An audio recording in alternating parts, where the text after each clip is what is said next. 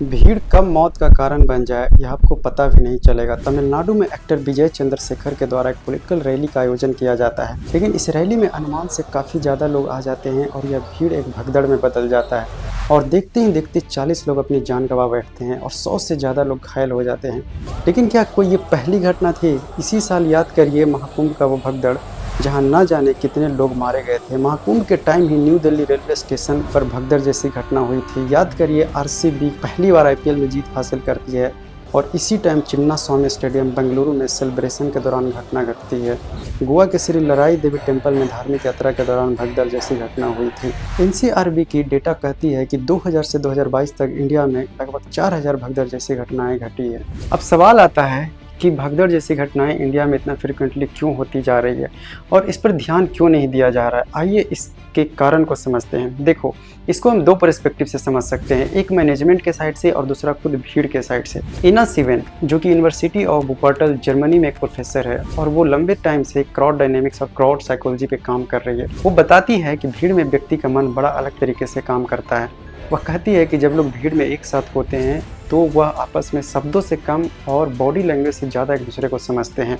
जैसे अगर कोई एक व्यक्ति भीड़ में डरता है तो बाकी लोग भी उसे देख कर डरने लगते हैं, और जब भीड़ बहुत डेंस हो जाती है, यानी कि जब कम स्पेस पे ज़्यादा लोग आ जाते हैं, तो इससे एक डर का इमोशंस बनता है और लोग एक दूसरे से स्ट्रगल फील करने लगते हैं। फिर आपको घबराहट होने लगती है और आप थोड़ा भीड़ में आगे बढ़ने की कोशिश करते हो और भीड़ से निकलने की कोशिश करते हो, लेकिन सेम टाइम अन्य लोग भी इसी कोशिश में रहते हैं और परिणाम ये होता है कि एक ही टाइम में सारे लोग डर के कारण मूवमेंट करने लग जाते हैं और यहाँ बनता है एक डोमिनो इफेक्ट। डोमिनो इफेक्ट का मतलब ये है कि जैसे भीड़ में अगर एक व्यक्ति गिरता है तो दूसरे का गिरने का सिलसिला शुरू हो जाता है और बहुत सारे लोग एक दूसरे के ऊपर आ जाते हैं और जिससे उनकी सांसें रुकने लगती है, क्योंकि उनके ऊपर दूसरों का वजन होता है और फिर व्यक्ति की अल्टीमेट डेथ हो जाती है। एनी सिबेन यहाँ पर एक बड़ा इंटरेस्टिंग पॉइंट बताती है कि भीड़ में सबको लगता है कि सब ठीक है, बस थोड़ी देर की धक्का मुक्की है, लेकिन असली सच्चाई ये होती है कि खतरा चुपचाप बढ़ रहा होता है और जब लोगों को एहसास होता है कि हालत बिगड़ चुके हैं तब तक बहुत देर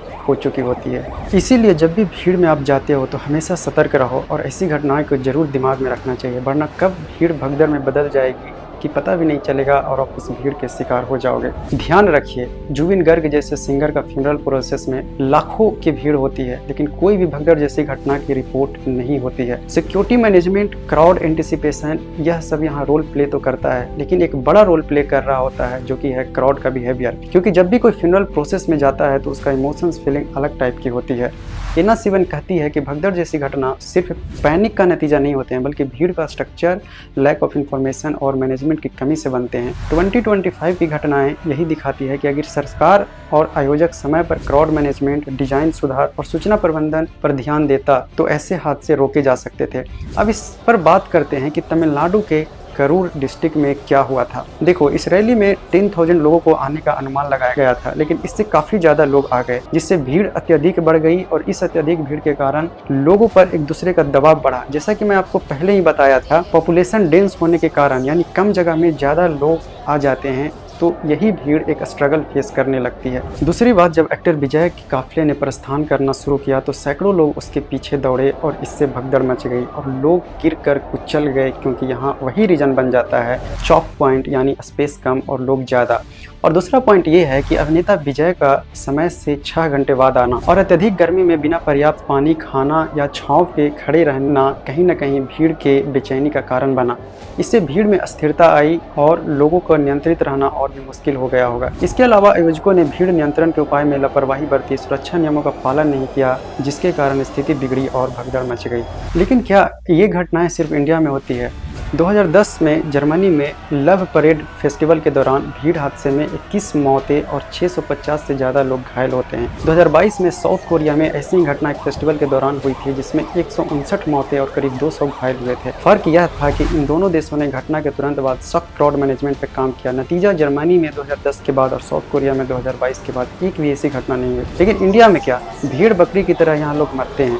कोई क्राउड मैनेजमेंट का चीज़ नहीं है, सरकार कभी इस पर ध्यान नहीं देती है। कुल मिलाकर मैं यही कहना चाहूँगा कि यदि आप अपना ख्याल नहीं रखोगे तो कोई आपका ख्याल नहीं रखेगा।